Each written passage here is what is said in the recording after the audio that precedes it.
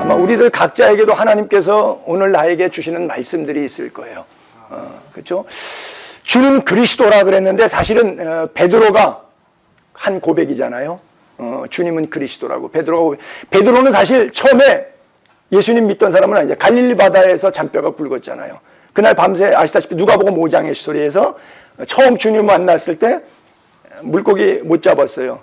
그래서 일본 말로 시마이 한다 그러죠. 그물 씻어서 개서 올려다 놓고 그리고 이제 집에 가려고 하는데 왜 해 떴으니까 물고기들 다 내려가니까 투망질 해봐야 이미 해 뜬 다음에는 물고기들은 이제 수면 앞에 밑으로 깊이 내려갔기 때문에 투망질이 소용없으니까 이제 끝내고 가려고 그랬죠. 근데 예수님께서 갑자기 배를 조금 뛰기를 청하시고 구름진 부분에 제자들과 동네 사람들 앉게 한 다음에 배에서 설교를 하셨어요. 그러더니 위치를 바꾸시고 베드로 보고 너가 배 타고 내가 막 나올 테니까 깊은 데 가갖고 그물을 내려보라고 이렇게 말해요. 상식하고 뒤집어지는 거예요. 깊은 데일수록 더 안 되는 거예요. 투망은. 투망의 깊이가 한계가 있으니까. 그건 더 말도 안 되는 이야기예요. 그러니까 베드로가 안 하겠다 그랬어요. 그 안 하겠다고 하는 뜻이 단어에서 보게 되면 그 의미를 찾아올 수 있는데 그렇게 토를 달잖아요. 내가 밤이 맞도록 수고하였으되 얻은 것이 없다. 당신이 목수 아들 출신인데 어부 출신도 아닌데 나는 갈릴리 바다에서 할아버지 아버지 다 어부 출신이라서 뭐 청어 고등어 뭐 다 뭐가 어디에 있는지 어획분포도까지 빠삭하게 알 정도로 갈릴리 바다에서 잔뼈가 굵은 난데 내가 밤새 헛땅 쳤는데 당신이 말한다고 해도 될 문제가 아니라는 거죠. 그러나 단 설교 한 자락 들었으니까 감사한금 내는 마음 정도의 마음 가지고 말씀에 의지하여 그물을 내리이다. 그리고서는 그물을 내렸는데 이게 무게 장력의 법칙에 의해서 그물이 안 올라오는 거죠. 무게가 너무 많으니까 못 올라오는 거죠. 그 야고보 요한 세베대 두 아들 배가 두 대 나란히 있었으니까 오라 그랬어요. 야, 좀 들어와라. 그래서 배 타고 밑에 있다가 그 친구들도 뭐 심하이다 했으니까 다시 와갖고 양쪽으로 해서 그물을 배에다가 잡아 올렸어요. 성경에 보니까 그물이 찢어졌다고 써 있거든요. 그러는데 두 배가 잠기게 됐다고 써 있잖아요. 그러면 물리학적으로 얘기를 해보자고요. 그물이 찢어졌으니까 그물 안에는 고기를 한 마리도 없는 거예요. 들었을 때 찢어진 그물에 물고기가 어떻게 있어요? 그러면 그 물고기가 두 배에 잠기게 될 정도의 물고기는 어디 있냐? 찢어진 그물 옆부분 네트에 걸린 것만, 낀 것만, 그것만 올려놨는데도 불구하고 배가 잠길 정도였어요. 이건 말할 수 없는 충격이죠. 그러니까 베드로가 예수님을 처음 만날 때 이 물고기 사건을 통해서 하나님의 기적을 경험하니까 그 자리에서 팍 꼬꾸라지면서 했던 말이 주님 날 용서해 주세요가 아니라 뭐라고 성경에 거기 써 있냐면 주님 나를 떠나세요 이렇게 써 있어요. 나는 죄인입니다. 나를 떠나세요 그래요. 나같이 더럽고 추악한 내 생애를 향해서 거룩한 하나님의 아들이 찾아오시다니 이건 웬 말입니까? 난 감당할 수가 없습니다. 나를 떠나세요. 차라리 나를 떠나세요라고 말하고 있는. 죄 없으신 하나님이 죄 많은 내 인생에 찾아올 때 중생의 체험 속에 견딜 수 없는 파차름이 나를 오히려 떠나달라고 살려달라고 용서해달라고가 아니라 거꾸로 제발 나 잊어달라고 나를 떠나달라고 그렇게까지 고백해요.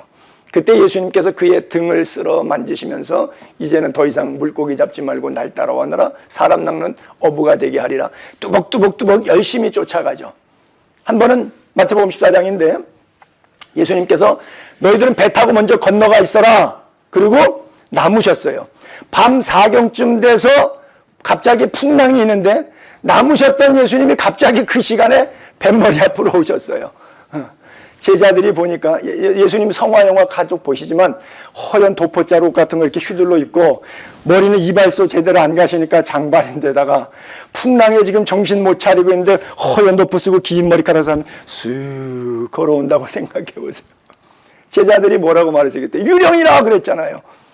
예수님이 내니 두려워하지 말라 그래요. 베드로가 보니까 애들만 맞다나 기똥차게 멋있네. 주님 나를 명하여 물 위로 걷게 하소서. 걸으라 그랬어요. 그가 뚜벅뚜벅 걷다가 물에 빠지죠. 우리도 그런 체험이 있어요. 비록 몇 발짝 일전정 걸었던 것처럼 여러분들이 안 되는 문제, 가정 문제, 건강 문제, 자녀 문제, 교육 문제 하나님께 믿음으로 맡겨서 기도했더니 응답해 주셨던 간증과 체험들이 있으실 거예요. 비록 몇 발짝 만에 넘어졌던 상관없이 몇 발짝 일지언정 체험이 있고 간증이 있어요. 그런데 걷다가 약발이 떨어지는 거죠. 믿음의 약발이. 내 육신의 발로 친히 갈릴 바다를 걷고 있다니 생각하니까 의심이 안개처럼 빽빽하게 자기 가슴에 밀려온 거예요. 여기서 풍랑을 만나서 뭇바카트로 배가 뒤집혀서 수영해 나가기까지 육신의 몸으로 잔뼈가 굵으며 살았던 이 경험의 바다를 내 육신의 발로 친히 걷고 있다니라고 생각하니까 이게 믿어지지 않는데 상황에 빠지니까 주님이 안 보이는 거예요. 맨 처음에 주께서 오라고 그럴 때는 누굴 봤냐? 시선이 주님을 봤어요. 주님을 보고 걸어가다가 성경 구절에 이렇게 썼거든요. 바람을 보고 무서워 빠져가는지라 그랬어요. 그 뭘 본 거예요? 주님을 보고 시작은 했는데 결국 도중에 몇 발짝 걷다가 어디 보기 시작한 거예요? 바람을 봤어요. 상황을 보고 물질을 보고 인간관계를 보고 나에게 처한 문제점들을 바라보기 시작하니까 믿습니다 하고 믿음으로 계획했던 일들이 도중에 돈 몇 푼 때문에 사람의 무슨 소리 때문에 그냥 의심이 안개처럼 빽빽 가슴속에 밀려오니까 주님에 대한 강력했던 믿음이 시선이 집중됐던 영적 초점이 이루어진 거예요. 그러니까 시험에 든 거예요. 푹 빠졌어요. 한 번 시험에 들면 다시 일어나기가 참 어렵기 때문에 나는 우리 교인들에게도 그런 얘기 많이 하는데 절대 어떤 경우에도 여러분 시험 안 들어야 된다. 한 번 시험 들면 한 번 디프레스 되면 이게 다시 리프레시 되는데 거의 현실적으로 불가능하다. 베드로가 물에 빠졌을 때 한 기도의 제목이 오늘 우리들의 기도의 제목이죠. 주여 나를 구원하소서 그래요. 물에 잡아 배에 올려주시면서 주님이 하셨던 말씀이 뭐예요? 믿음이 적은 자여 왜 의심하였느냐 그래요. 네. 성경에 보니까 뭐 적은 믿음, 큰 믿음, 이만한 믿음, 산 믿음, 죽은 믿음, 뭐 여러 가지 믿음에 대한 수식적 표현들이 나오더라고요. 그 한계를 제가 어느 정도인지는 신학적으로 규명할 길은 없는데 성경에 그렇게는 어쨌든 써 있어요. 믿음이 적은 자. 여러분, 무리를 걸었던 사람이 믿음이 적은 겁니까? 아니죠. 무리를 걷던 사람도 그 큰 믿음이 있었던 사람도 한순간에 시선이 예수님으로부터 멀어지고 상황을 바라보는 순간 믿음이 가라앉는다는 거예요. 믿음이 쪼그라든다고 하는 거예요. 여러분들도 신앙생활하면서 끝까지 큰 믿음으로 나아갈 수 있게 되기를 바랍니다. 한 번은 요한복음 6장에 오병이어 기적을 베세다 광장에서 일으키셨습니다. 사람들이 왔어요. 그냥 돌려보내지 말라 그래요. 오병이어 기적이 연출됐습니다. 일부 순서 떡 먹는 잔치 때는 사람들이 좋아했어요. 막 와서 심지어 그 요한복음 6장 15절에 보니까 억지로 잡아 임금 삼겠다고 했어요. 자 보세요. 이스라엘은 당시에 로마의 학정 속에 일제 36년 강점기와 같이 로마의 치세 속에 살았어요. 악기발이 정신대 이런 문제와 같이 첨예한 이런 사건들이 있었던 이스라엘 민족의 배가 고프고 영적으로 기간을 당한 상황 속에서 예수님의 주옥 같은 설교가 아우러지고 거기에 육체적인 빵의 오병이어 기적이 일어났어요. 그러면 경제 재민의 위민 정책을 완벽하게 구현할 수 있는 대통령이에요. 그렇잖아요. 이 사람을 억지로 임금 삼자고 그랬어요. 사람의 인간의 간사함을 아시기 때문에 주님께서 그거 상을 물려놓으시고 2부 순서로 이런 설교를 느닷없이 하십니다. 나는 하늘로부터 내려온 떡이요 산떡이요 생명의 떡이니 너희가 나를 먹지 아니하면 하나님 나라에 갈 수 없느니라. 내 살은 참된 양식이요 내 피는 참된 음료로다. 너희 조상들은 광야에서 만나를 먹었어도 죽었거니와 나는 하늘로부터 내려온 산떡이니 나를 먹는 자는 영원히 죽지 아니하고 영생하리라 말씀하시는 거예요. 그랬더니 5,000명의 군중들이 반응을 보세요. 설교의 반응. 우리가 식인종인가? 막 임금 삼겠다고 막 추앙해 주니까 저 친구가 교만해 갖고 살짝 맛이 가갖고 말하는 내용이 영 이상하네. 뭐 피 마신다, 뭐 살 찢어 먹는다. 야, 이거 안 되겠다. 그러고서는 돌아갔어요. 그들이 빈들여서 다 갔다 그랬잖아요. 그 6장 후반절에 보면 다 갔어요. 우리말에 그런 말이 있죠. 군중 속의 고독. 5,000도 넘는 군중이 이렇게 생각해보세요. 여기도 지금 한 2, 30명 앉아 계시는데 제가 설교를 하고 있는데 오늘 강사는 너무 지루하다. 집에 좀 빨리 가서 오늘은 몸도 피곤한데 좀 쉬었으면 좋겠다. 그리고 뒤에 분부터 한 분, 두 분 일어나서 가기 시작하더니 다 가시고 강대상에 마이크하고 저만 딱 둘이 남았어요. 그러면 제 마음이 어떨까요? 지금 똑같은 거예요. 5,000도 넘는 군중이 빈들에서 임금 삼겠다고 했다가 일부 순서 떡 먹는 기도 제목 응답받았을 때는 와 좋다고 체험적인 종교라고 기독교의 하나님 참 좋으신 그 하나님이라고 정말 참 좋으신 하나님이라고 그렇게 찬양하다가 2부 순서 영적 메시지로 들어오니까 1부하고는 완전히 다르게 다 가버리는 거예요. 예수님의 마음이 공허하신 거죠. 뒤돌아보니까 12 제자만 남은 거예요. 그때 예수님이 하셨던 질문이 바로 그거예요. 너희 도 가려느냐. 상당히 그 단어를 읽다 보면요. 감정이 배어 있어요, 예수님이요. 그 도자에 액센트가 있습니다. 너희 도 가려느냐. 그 말씀이에요. 다 갔다 이거죠. 한국말은 액센트가 없는데 그게 액센트가 있는 겁니다. 그때 베드로가 철난 신앙 고백하죠. 영생의 말씀이 여기 계시오매 우리가 뉘게로 가오리까. 예수님의 마음이 다소 위로가 되셨어요. 좀 흡족하셨어요. 저는 근데 그 구절을 읽으면서 상당히 의심의 눈초리를 제가 아버지도 목사고 할아버지 때부터 시작해서 형도 목사고 또 뭐 매형도 목사고 형의 애들 조카들도 목사고 나도 목사고 우리 집 사람도 목사고 뭐 이러다 보니까 우리 집에 목사가 11명이나 있어요. 이렇게 직계와 반계 사이에. 율법적으로 쩔어 있죠. 어렸을 때 모태신앙 이유식을 성미를 먹으면서부터 내가 자랐으니까 그냥 교인들이 대접하면 당연히 당신들 복 받으려면 주의 종 잘 섬겨야 돼 이렇게 하지. 감사합니다. 저는 그런 거 모르거든요. 당연한 줄로 알고 그렇게 뭐 율법적으로 이렇게 난 살았으니까. 그래서 제 시각으로 성경을 해석해서 보니까 다 갔는데 12명 제자들은 남아 있었는데 그들이 믿음이 좋아서 남았을까라는 생각이 안 들고 그때 광줄이 5병이었대. 끝에 몇 광줄이 남은 줄 아십니까? 한 광줄씩 아마 차고 앉아 있었던 것 같아요. 5병이어가지고 5,000명 먹고도 남으면 광준이 하나 정도 차고 있으면 동해물과 백두산이 마르고 닳도록 먹을 수 있지 않겠어요? 아마도 우리는 무슨 얘기를 하고 싶으냐. 우리는 그러니까 교회 다니고 그러니까 예수 믿는 존재들이지 우리에게 십자가와 고난이 오고 일제시대 박해와 유교의 공산의 박해와 같이 손양원 목사님, 주기철 목사님 같은 그런 신앙을 우리 앞에 전개시킨다 그러면 누가 그 길을 따라갈 사람이 얼마나 있겠냐는 것이죠. 저도 여기 다들 북조선들을 위한 조선족을 위한 사역들을 많이 하는데 저도 땅끝에 대한 왜냐하면 제가 이산 가족 가운데 한 사람이거든요. 저는 부모님이 다 함경도 분이세요. 근데 1919년 1926년생 7살 차이의 연하의 부인하고 우리 엄마 아버지가 이렇게 살다가 함경도에서 둘이 만주에 가서 용종에 가서 살아갖고 6.25 일제치하인 1943년도에 해방되기 2년 전에 큰아들을 낳았는데 용종에서 낳았어요. 그리고 둘째 아들은 47년이니까 6.25 나기 전하고 해방된 이후인데 47년 둘째 형은 4년 뒤에 다시 청진에 와서 함경도 와서 낳았어요.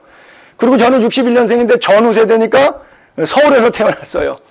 그래서 제가 그러죠. 우리가 삼형제인데 큰형은 메이드 인 차이나, 둘째 형은 메이드 인 노스 코리아, 저는 메이드 인 사우스 코리아. 국적이 대한민국 역사의 격변기를 우리 가족 출생 지역을 보면 하는데 그 사이에 누나가 있는데 그 누나는 어디서 태어났느냐 52년생 난리통인데 제주도에서 태어났어요. 그리고 그 밑에 55년생 동생은 전쟁 끝나고 6.25 때는 거기가 있었고 전쟁 끝나고는 부산에서 태어났어요. 나만 이제 서울에서 그러니까 민족 자체의 아픔을 우리는 이제 몸으로 다 가지고 있는 그런 가격. 말씀을 정리할게요. 결국 예수님께서 베드로를 다시 만지시기 시작하는데 베드로가 신앙 고백을 하고도 믿음 안에 바로 서지 못합니다. 사실 오늘 본문이 그거거든요. 주는 그리스도시요 살아계신 하나님의 아들입니다라고 말하고도 신앙이 다 개판이에요. 왜냐하면 그 설교했더니 그 말씀했더니 예수님께서 칭찬하신 것이 바요나 시몬아 복되도다. 천국 열쇠 네가 땅에서 매면 하늘에서도 풀면 하늘에서도. 이걸 알게 한 사람은 혈류가 아니라 하늘 아버지다. 그러고 나서 이어서 무슨 설교하시냐면 이때로부터 내가 예루살렘에 올라가 대제사장들 서기관들 바리새인의 고난을 받고 죽고 3일 만에 부활해야 될 것을 비로소 가르치시니 베드로가 뭐라 그랬어요? 스탑. 예수님 설교 스탑. 절대 그런 일이 있지 않기를 원합니다. 그때 예수님께서 그 대답을 받아치시죠. 사탄아 물러가라. 너는 하나만 알고 둘은 모르냐. 하나님의 일은 생각하지 않냐고 사람의 일을 생각하는도다. 이 부분은 영원히 풀리지 않는 우리들의 영적인 신앙생활의 딜레마입니다. 저도 지금 못 풀고 있어요. 내가 생각하기에는 이 문제를 푸는 사람은 아마 지구상에 없을 것 같아요. 무슨 문제에 걸려있냐면 우리가 다 시험 들고 문제 있는 문제가 이거예요. 자, 분석해 봅시다. 베드로의 설교가 틀려요? 베드로의 대답이 틀리지 않죠. 자, 자기 어렸을 때부터 로마가 학종 속에서 혁명 주체 세력들이라든지 밀란을 일으키면 주동자를 잡아서 동구 밖에다가 세워놓고 십자가 형틀로 죽였어요. 봐라. 공개 처형했어요. 왜? 민심을 장악하기 위해서. 비참하게 그렇게 죽은 것을 어렸을 때부터 늘 보고 자랐는데 지금 분위기 아주 좋은데 자기 스승 예수님이 그렇게 죽겠다는데 예, 선생님 그렇게 돌아가세요? 여러분 같으면 말려요, 안 말려요? 예수님 그거는 좀 아닌 것 같아요. 이렇게 말릴 거예요. 그렇게 말한 베드로에게 사탄아 물러가라 그랬어요. 시험 들어요, 안 들어요? 제가 재직해야 하는데 이거 하겠다 그랬더니 저 집사님이 나보고 목사님 그거는 조금 우리 교회 재정 형편과 지역적 상황을 고려할 때 좀 잘 안 맞습니다. 그리고서는 좀 더 기도해 봅시다 그러고 이렇게 비토놓으면 제가 사탄아 물러가라 이랬어요. 그러면 그 집사님이 예 알겠습니다. 그리고 회개할까요? 그러면 대한민국의 교회가 여기 하나밖에 없는 줄 알아? 와 그리고 입에 거품 물고서 목사 욕하고 나가겠어요. 바로 그거예요. 아무도 못 풀어요. 저 안에도 이게 안 풀려요. 내가 신학적으로 교리적으로 배운 지식 갖고 하나님을 섬기지 성경대로 섬기지 않는다는 거예요. 우리는 그러면서도 내가 성경대로 섬긴다고 생각해요. 주님이 오신 목적은 첫 인간이 태어났을 때부터 아벨을 누가 때려 죽어요? 가인이 때려 죽어요. 첫 인간 가인은 살인자예요. 하나님이 셋을 두셨지만 instead of라고 하는 무엇무엇을 대신하여 주신 연건이라 셋을 주셨지만 그 후예들이 싹 멸망당하지 않습니까? 노아 때. 사실 우리는 아담의 후예가 아니에요. 노아의 후예들이죠. 노아 때 다 죽었어요. 우리가 말하면 뭐 무드셀라고 에녹이고 뭐 아브라함이고 뭐 라멕이고 다 죽었어요. 그의 후예들 하나도 없어요. 노아 한 사람만 사는 거예요. 그리고 이제 와이프하고 셈, 함, 야벳의 와이프들 그리고 그 후예들이 나온 거예요. 아담의 씨종자 다 말라버렸어요. 사탄이 끊임없이 첫 인간 태어나니까 가인은 장악해버리고 그 다음에 계속 홍수로 쓸어버릴 만큼 하나님을 후회하게 만들고 인생 지으신 것을 한탄하게 만드시고 아브라함을 하나님이 택하셨더니 계속해서 사탄이 아브라함을 쓰러뜨리지 않습니까? 마지막에 이삭 사건을 통해서 이제야 비로소 네가 나 하나님을 사랑하는 줄 알았더라. 그리고 하나님이 다윗을 왕으로 세우고 다윗의 가정에 뭐 피가 끊어지지 않잖아요. 계속해서 사탄은 하나님이 세운 사람과 사역들을 방해했지만 예수님이 태어나실 때마다 헤롯을 자극해갖고 2살 이하의 아이들을 싹 몽졸히 죽여버리지 않습니까? 왜? 사탄은 끊임없이 원천 봉쇄 작전에 들어가서 첫 인간 가인 때부터 헤롯 마음까지 장악해서 예수 그리스도를 죽이려고 마지막에 예수님의 사랑했던 12명의 제자 가운데 한 사람 가룟 유다 속에 들어가서 팔잖아요. 저는 천국 가서 따져 묻고 싶어요. 예수님, 아버지께서 내게 오는 자는 내가 결단코 하나도 잃어버리지 않으리라고 말씀하시는데 당신 제자 가운데 12명 하나 이렇게 자유의지로 예수님 팔아먹고 목매달아서 떨어지면서 창자 터져 죽었는데 왜 그거를 막지 않으셨습니까? 묻고 싶을 정도예요. 성경이 분명히 내게 오는 자는 결단코 하나도 잃어버리지 않는다고 절대 예종론의 칼빈의 주장을 강력하게 뒷받침해주는 메시지인데도 불구하고 자유의지로 그가 모르겠어요. 저는 궁금해요. 그가 가룟 유다가 지금 천국에 있을지 그럼에도 불구하고 천국으로 하나님이 데려가려면 데려갈 수 있겠죠. 지옥 가 있는지 내가 볼 때는 신학 박사 학위 100개 가져도 그거 답은 아무도 못 다룰 것 같아요. 하여간 성경의 100% 이해하기 어려운 부분들과 성경대로 믿는 사람들이 없다는 얘기입니다. 내 생각대로 내 신학대로 내가 가진 뭐 성결교든 감리교든 장로교든 배경적인 교리적 신학 안에서 내게 지성이 허용되는 범위 안에서 예수를 믿지 내 스타일로 믿는 것이지 성경대로 주님 뜻대로 믿는 사람들은 거의 없다는 얘기죠. 결국 베드로가 실족하니까 사탄이 돼버리니까 당장 17장에 변화산에 올라갔을 때 여기가 좋사오니 천막새 짓겠습니다 그래요. 짓다는 그것도 충성이잖아요. 자기는 들릿을 마저도 좋아요. 예수님을 위해서 모세와 엘리야를 위해서만 텐트 짓겠다고 하는 그 얼마나 기륵한 정성이에요. 근데 예수님께서 하늘의 음성이 내 사랑하는 아들 기뻐하는 자니 너희 저의 말을 들으라. 예수님의 말이 핵심이 뭐예요? 전도잖아요.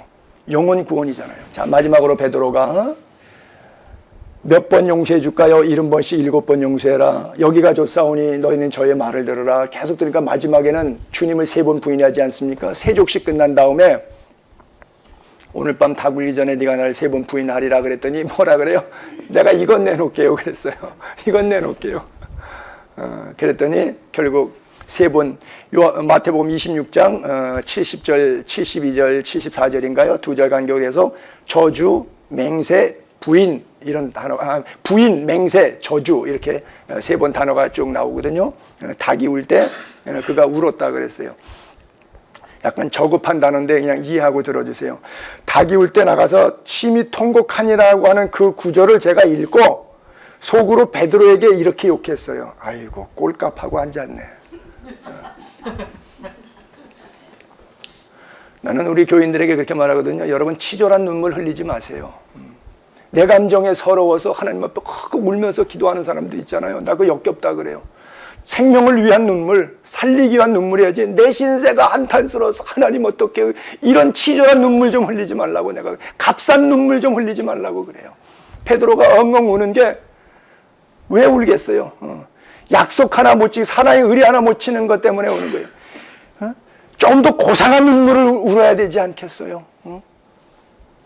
예수님께서 마지막 요한복음 21장에 사실은 처음에는 도마가 없었고 8일 만에 도마 때문에 2번째 나타나시고 3번째 나타나신 것이 요한의 아들 시몬아 내가 나를 사랑하니까 요한복음 마지막 21장에 그 스토리가 3번째 부활을 하신 후에 나타나신 사건입니다.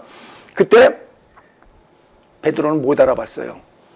얘들아 고기가 있느냐? 마침 그날 허탕 쳤잖아요. 그날도 오른쪽에 던져봐라 했더니 큰 물고기 153마리가 올라왔다 그랬잖아요. 근데 요한복음의 저자 사도 요한이 이렇게 보니까 그제서야 예수님이 제대로 보이는 거예요. 그 전까지만 해도 뭐 오른쪽에 쳐라 뭐 얘들아 거기 있냐 이렇게 물어도 몰랐어요. 거기 사실 7명이 들어가 있거든요. 요한복음 21장에 2절에 보게 되면요. 베드로가 한 번 시험 들고 부활한 주님 2번이나 만났는데도 이게 리프레시가 안 되는 거예요. 신앙생활에 한 번 시험 드니까 이렇게 다시 경성하는 게 이렇게 힘들어요. 부활한 주님 2번 만났잖아요. 평안이 너희에게 있을지라 투명인간처럼 스며들어서 성령을 받으라. 그런 체험하고 볼 거 다 보고 도마는 내가 이거 안 하면 안 믿겠다 그랬더니 나중에 예수님 나타나서 쫙 그러서 그러면 너 보고 믿어라. 이랬어요. 아이고 나의 주 나의 하나님이요 이렇게 놀라서 그냥 자빠질 정도로 그렇게 고백했는데 그 도마도 또 따라갔다니까요. 거기 요한복음 21장에 보면 2절에 7명 명단 나오는데 세베대 두 아들도 가고 베드로도 가고요. 디두모라고는 도마도 거기 써 있어요. 야 해도 너무하지 않아요 여러분? 그저께 나타나서 이래갖고서 아유 나의 주시오 그래놓고 또 어떻게 옛 생활로 돌아갑니까? 갈릴리 바다 7명이 영차 했는데 without Jesus Christ 예수 그리스도가 없으니까 결과는 is nothing 아무것도 나오지 않았어요. 예수님 보고 요한이 깨달은 다음에 베드로 보고 형 주님이야 그랬어요. 베드로가 그때 주님이 다시 또 보이는 거예요. 겉옷을 날려서 두르고 문 밖에 뛰어나가서 엉엉 울어요. 무릎을 꿇고 엉엉 울어요. 주마등처럼 3년의 세월이 베드로에게 흘러가는 거예요. 내가 처음 주를 만난 날 그때도 바로 이 갈릴리 바다였고 누가복음 5장의 새벽녘이었고 물고기 허탕친 사건이었어요. 똑같은 사건을 똑같은 장소에서 똑같은 시제에 다시 한번 연출해 주시는 이유가 무엇인지 답을 얻은 거예요. 내가 처음 주를 만난 날 나를 떠나지 몸부림치고 죽기까지 따르겠다고 3년의 뒤안길을 돌아보니까 잘한 게 하나도 없어. 예수 믿는데 지가 제일 수제자격인 줄 알았는데 엉망진창으로 사는 거예요. 잘한 게 하나도 없어. 통곡이 터지는 거예요. 엉엉 우는 거예요. 그러면서 그때 예수님께 또 3년 전처럼 등을 쓰다듬으시면서 물으십니다. 요한의 아들 시몬아 내가 나를 사랑하느냐 물어요. 워낙 시몬이라고 하는 이름인데 예수님이 아호를 내렸잖아요. 별명을 반석이라고 베드로라는 이름을 예수님이 준 거예요. 개발을. 근데 그날 아침은 계속해서 베드로라고 부르시다 그날 아침은 시몬이라고 부르셨어요. 아시다시피 베드로는 반석이라는 뜻이고 시몬은 갈대라는 뜻이잖아요. 이리 갈까 저리 갈까 차라리 돌아갈까? 이 요한의 아들 시몬아, 갈대 같은 시몬아, 너나 사랑하니? 여러분, 헬라어에 이 성경이 워낙 헬라어로 써 있습니다. 원어가 그리스 말로 되어 있어요. 원어가 신약 성경이. 근데 우리말은 나라 사랑, 부모 사랑, 형제 사랑, 부부 사랑, 사랑이란 단어가 하나밖에 없어요. 러브란 단어가. 근데 헬라어에는 사랑이란 단어가 8가지가 있어요. 하나님의 사랑 같은 거 얘기할 때는 아가페라고 하는 단어를 쓰고요. 이성적인 부부의 사랑은 에로스라고 하는 단어를 쓰고요. 그 다음에 형제 자매지간의 가족 사랑은 스톨케라고 하는 단어를 쓰고요. 남자친구 여자친구의 사랑은 남성 명사는 필로스, 여성 명사는 필리아라고 하는 단어를 쓰고요. 국가에 대한 사랑을 얘기할 때는 라트레보라고 하는 물건에 대한 애착을 쓸 때 이렇게 단어가 다 달라요. 근데 예수님께서 물으실 때 아가페 메 나를 아가페라고 하는 단어로 물으시는데 베드로가 대답한 단어는 필로스라고 하는 프렌드십이에요. 남자친구끼리 우정적인 이야기예요. 우정적 사랑을 얘기하는 거예요. 필로스 세라고 대답해요. 두 번째도 아가페 메 묻는데 역시 아가페 세라고 대답 안 하고 필로스 세라고 대답했어요. 세 번째는 예수님께서 아가페 단어 안 쓰셨어요. 계속 2번 그랬기 때문에 필로스 메, 다시 말해서 even my friend, 비록 친구의 우정적 사랑일지언정 남자끼리 의리 지키는 수준의 사랑으로라도 네가 나 사랑해 줄 수 있겠니? 물으니까 세 번째 물으심에 근심됐다 그러죠. 왜냐하면 세 번째는 단어가 다른 단어가 나온 거예요. 그래서 세 번째는 가슴이 덜커덩해라는 거예요. 죽을지언정 따라가겠다고 했다가 저주맹세까지 했는데 내가 남자 새끼로서 의리 지키는 것 수준도 될까? 주님이 그렇게 물어보니까 이거는 될까? 아가페로 물어볼 땐 그래도 필로스 정도는 할 수 있을 것 같은데 그런 필로스는 되니? 물으니까 그냥 무너지는 거예요. 내가 주님 사랑하는 거 주님이 아십니다. 세 번째는 역시 그가 필로스로 대답합니다. 그리고 그 사랑에 겨워서 마지막에 십자가를 거꾸로 집니다. 다 아시다시피 로마에서 거꾸로 순교하잖아요. 여러분 만약에 십자가로 순교를 당한다 그러면 여러분 얼마나 끔찍해요. 그런데 베드로는 십자가로 순교되는 것을 굉장히 영광스럽게 생각한 거예요. 야, 내가 예수님하고 똑같은 십자가를 질 수 있는 영광이 주어진, 여러분 그게 영광이에요. 영광 아니잖아요. 고통이고 두려움이잖아요. 순교가. 근데 감히 나 같은 죄인이 예수님과 같은 방법으로 죽을 수 있는 영광이 어때? 그는 감격했어요, 십자가를. 그리고 나는 그렇게도 못 진다고 나는 거꾸로, 지구상 역사대로 십자가 거꾸로 진 인간은 베드로밖에 없어요. 왜? 십자가도 너무 황송해서. 여러분, 십자가를 거꾸로 하면 어떻게 되죠? 피가 거꾸로 솟죠. 만약에 여러분들의 배우자나 부모나 자식들, 일가 친척들, 같이 일하는 분들을 전도하는 일이 마치 베드로가 십자가를 거꾸로 지듯 피가 거꾸로 솟는 것처럼 인격적인 모독을 당하. 저도 큰아버지한테 목사 교회 욕하면서 인격적인 모독을 수도 없이 듣습니다. 그래 일부러 들어드리는 거예요. 상담처럼. 그분이 그것을 엔조이하고 좋아하니까. 피가 거꾸로 솟는 것과 같은 것을 당하더라도 당하십시오. 우리 때문에 예수님은 뻘쭘하신 채로 부끄러움을 개의치 않고 십자가에서 머리에 가시관 쓰시고 손과 발에 못자고 허리에 창정 물과 피를 흘려 심장이 파열되면서 돌아가셨는데 우리 자존심이 예수님 자존심보다 더 세요? 그렇진 않잖아요. 내가 나를 사랑하느냐? 베드로에게 2000년 전 갈릴리에서 예수님의 질문이라고 듣지 마시고 오늘 이 밤에 여러분 가운데 여러분 때문에 예수 믿어야 될 아내, 남편, 부모, 자식 그리고 전도의 대상자 있을 거예요. 여러분이 진짜 주님을 사랑한다면 이 도전 앞에 여러분은 정당한 응전을 내놓으셔야 돼요. 피가 거꾸로 솟더라도 경제적으로 조금 손해를 보시더라도 그 영혼을 구원하기 위해서 거꾸로 피 흘리는 역사가 있게 되는 밤이 되기를 주의 이름으로 축복합니다.